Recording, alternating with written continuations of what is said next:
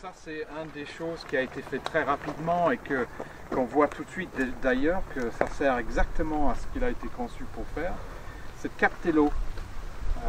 Un des problèmes qu'on avait au Golfe National, c'était de garder l'eau sur site. On avait nos lacs autour du 15, 18, etc., etc.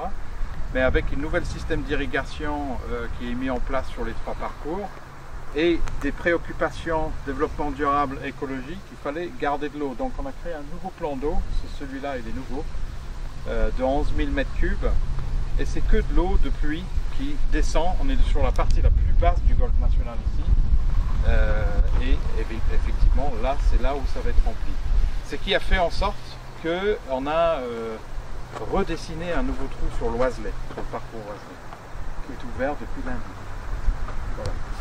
On repart après et on a un trou au-dessus de l'eau, même sur l'Oiselay maintenant. Donc on a notre petit 15 ou 18 sur l'Oiselay. Là où nous sommes debout, là actuellement, entre les lignes de peinture blanche, ce sera le départ 14 de la Ryder Cup. C'est un tout nouveau départ qui est en train d'être fait. Alors tout ça, ça a été réfléchi. L'Open de France, le départ Open de France va rester là-bas. Si les organisateurs souhaitent qu'on joue là-bas, sinon ils pourront jouer ici aussi. Mais tout a été conçu pour le public. Parce que là on peut mettre personne et ici, là on peut mettre 4-5 000 personnes autour de ce trou-là et avoir les joueurs, Michael, qui puissent partir eux sur la partie gauche, sur le fairway sans passer par le public. Donc il y a beaucoup de réflexion à ce niveau-là.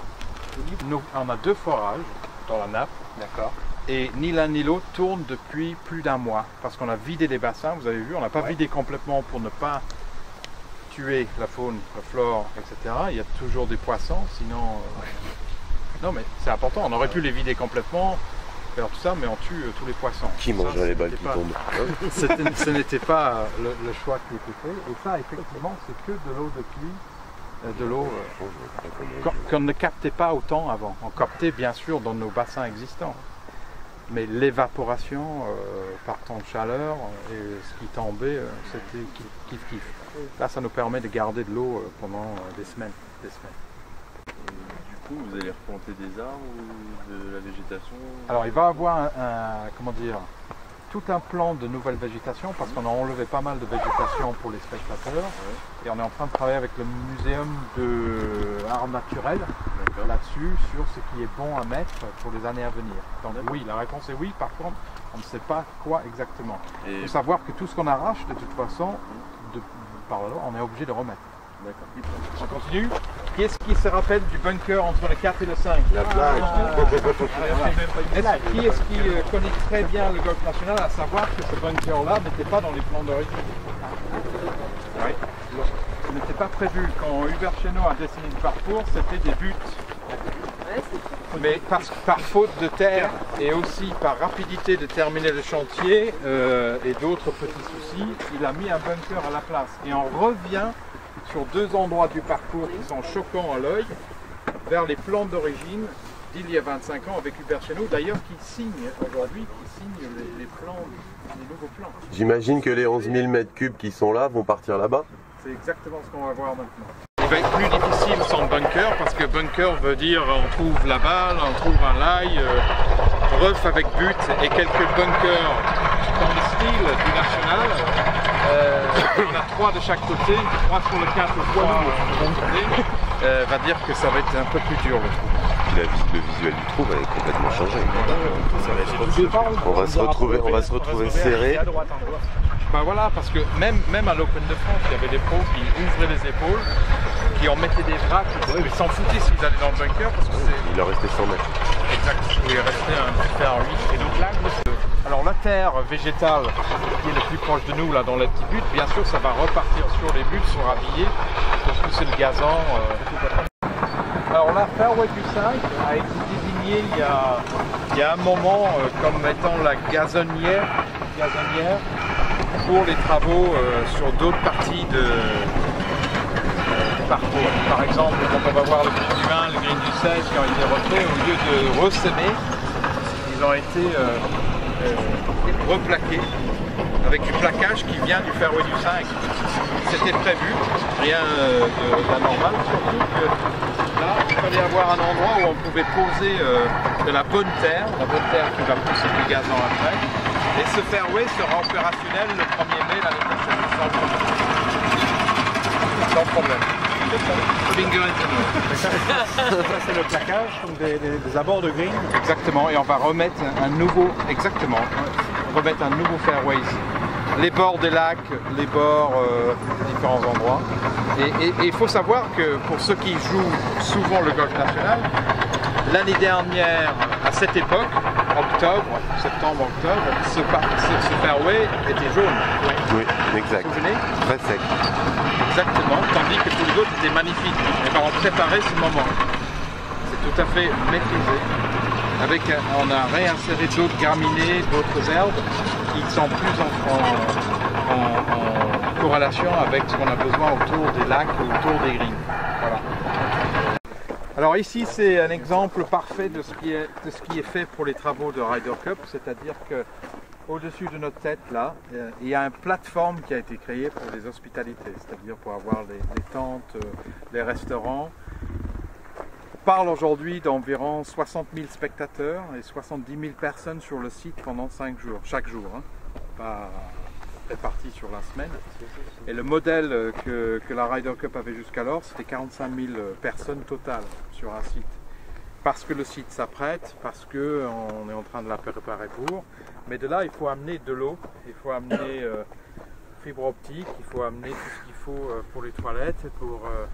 Je veux dire, on a une grande ville, 70 000 personnes par jour sur le site.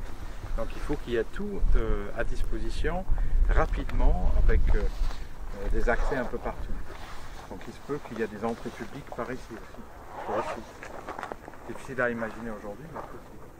Ici, on est sur le départ du 7 pour la Ryder Cup, encore une fois, pour cette hospitalité-là, pour que les gens puissent regarder le départ. Ce n'est aucunement en remplacement des départs Open de France ou les départs joueurs traditionnels ou normaux. C'est un rajout, c'est un nouveau départ qui est fait pour les besoins de la Ryder Cup, qui sont dans les plans de l'événement. Pas de tribune, c'est juste... Pas de tribune ici, tente. Il faut imaginer là 3 étages de tente. D'accord. Donc l'équivalent de ce qu'on a au 18 à l'Open de France à peu près. Enfin en termes de tente. Non, un étage de plus. Que j'ai expliqué à Michael, qui aujourd'hui n'a jamais été fait en France, parce que tout ce qui est éphémère en chapiteau, c'est maximum un étage. Et on sera les premiers avec une dérogation. Sur les par rapport Il y avait un tee ici, c'était la tee Montgomery, ça s'appelait. de là qui jouait. Hein. C'était, oui, mais C'est pas offert. voilà, et c'est Montgomery qui n'arrivait pas sur ce tee-là, et donc on est redescendu. Moi j'y arrive. Ça c'est l'histoire, apparemment. Il faisait des low fade, hein, et donc il se tapait dans la butte. Et 3 départs en fait. Green du 1 et du 16 pour des raisons de jouabilité et aussi pour avoir des positions de drapeau. Le bunker 4 et 5, il n'y a aucun changement de l'architecture de l'Albatros au Golf National. D'accord. Pour nous les amateurs, aucun. D'accord. Rien n'a été redessiné. C'est justement pour ça que la France a eu la Ryder Cup, parce que les joueurs voulaient le parcours. Ok. Tous les bunkers de l'Albatros ont été vidés de leur sable, ils ont eu des drains de poser, et après il y a un béton qui a été coulé ici sur le 2 et sur le 14, et c'est un béton qui s'appelle Capillary Concrete, c'est un béton poreux, ça remplace le géotextile de dans le temps, c'est-à-dire que quand il pleut, l'eau passe très rapidement comme un filtre à café, mais ce béton garde l'humidité, qui rend un petit peu plus lourd le sable, les balles ne pleuvent pas et on ne va pas avec le vent. Deuxième point pour cet arrêt-là, c'est ce qui est derrière vous, ce sont les plateformes qui ont été créées qui ne se verront pas du parcours. Quand vous êtes sur le fairway du 14, vous allez voir les petites buttes ou le fairway du 3, vous n'allez pas voir ça du parcours parce qu'on est dans un stade, mais sur 4 endroits sur le parcours, des plateaux ont été créés derrière le 7, ici, entre le 1 et le 18. Pour recevoir des espaces soit publics ou des hospitalités sponsors, des choses comme ça. Voilà. Et là-dedans, on amène bien sûr l'eau potable, et également fibre optique. Et le practice de l'Oiselay, Oui, ce sera quoi? public. D'accord. Pub, restaurant, Pub, merchandising, pub, restaurant, merchandising. Restaurant, merchandising. Et je crois que j'ai vu, une interview où en fait, à un moment, je crois avoir vu qu'il y avait prévu de faire un genre de tunnel entre le practice en fait du national et le départ du 1 pour que la circulation des joueurs soit. Alors, le practice, lequel de practice? de Practice l'Albatros. VIP, le Ouais. warm-up practice, ça Ouais. va être le media center. Ok. Et le practice des joueurs va être le 1 et le 18 de l'Aigle. D'accord. D'accord. Voilà. Et Donc- le tunnel, il n'y en aura pas de tunnel de creuset. Je pense que le tunnel dont vous faites référence, ce sera sous les gradins pour amener les joueurs au départ du 1. D'accord, c'est ça. Ok. Donc maintenant, la plupart des travaux, c'est route, voirie. Il y a 15 km de route qui va être fait en dernier parce que les machines qui passent quotidiennement, ils vont les détruire si on fait des nouveaux routes tout de suite. Comme vous avez vu, hein, les routes sont fortement abîmées. Donc de différentes tailles. Une taille de 2 mètres pour les voiturettes simplement et une taille de 4 mètres pour 40 tonnes. Parce que lors de l'événement, pour monter les structures dont on a parlé depuis 3/4 d'heure, il faut amener des camions au fin fond du parcours. Donc tout ça, ça se prévoit sur les livraisons, sur les endroits de stockage, etc. etc. Ça, je dirais, c'est le plus gros budget, partie du budget. Secondaire, c'est drainage et irrigation. Et les lignes que vous voyez là, les traces là, ça c'est de l'irrigation. C'est-à-dire qu'on met un système où on démultiplie énormément le nombre de têtes d'arroseurs pour pouvoir arroser uniquement les endroits qui en ont besoin. Tandis qu'avant, on avait moins d'arroseurs Qui arrosait tout. qui arrosaient un peu partout et peut-être inutilement, des fois, où il n'y avait pas besoin d'eau. Donc ça aussi, ça nous aide à améliorer la qualité du parcours, mais aussi réduire la consommation d'eau. Plus de têtes d'arroseurs, moins de consommation d'eau, parce que c'est un système informatique avec des capteurs hydriques qui captent s'il y a besoin d'eau. S'il n'y a pas besoin d'eau, l'ordinateur dit « arrosez pas ici aujourd'hui, il n'y a pas la peine ». Drainage parce que si on a un mois de pluie, par exemple, comme à Celtic Manor, la veille de l'événement ou même le jour de l'événement, il faut réouvrir le parcours en 3 heures. C'est contractuel. Plus vite qu'à Roland Garros. 3 heures. Il n'y a pas de bâche. Et puis l'autre chose, c'est les berlinoises qui ont été rajoutées ici tout autour.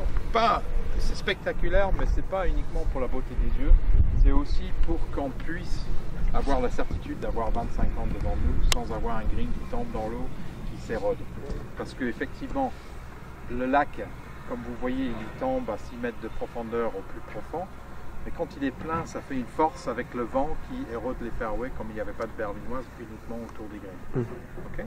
Donc ça, c'était l'objectif des berlinoises, c'est pour protéger le dessin du parcours.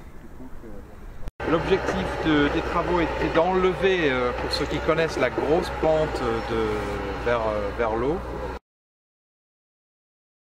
Le redessinage de ce green-là permet d'avoir 4 positions de drapeau au-dessus, tandis qu'il n'y en avait qu'un avant, et autant, voire plus, bien sûr, en bas. Les bunkers derrière ont été poussés plus vers l'arrière du green et ramenés plus vers le green. Le bunker où travaille notre shaper, là, il est beaucoup plus profond et il va grignoter sur l'eau. Si vous vous souvenez, c'était les berlinoises, un bunker plat avec la lèvre du green. Ça va plus être comme ça, ça va être les berlinoises, une petite bande de pré-green et le green. Parce que normalement, la pente qu'on a enlevée, une balle qui tombe, fait du backspin, elle partit tout de suite dans le bunker ou dans l'eau, et là, elle aura une chance d'arrêter quand même. Voilà, 7 millions, et ça comprend, on va réfectionner aussi les parkings, on fait l'arrosage de l'Aigle pour ne pas faire que sur l'Aigle et l'Oiselay. C'est pas seulement des travaux de changement, c'est aussi des travaux qui vont s'inscrire dans la pérennité du parcours. Exactement.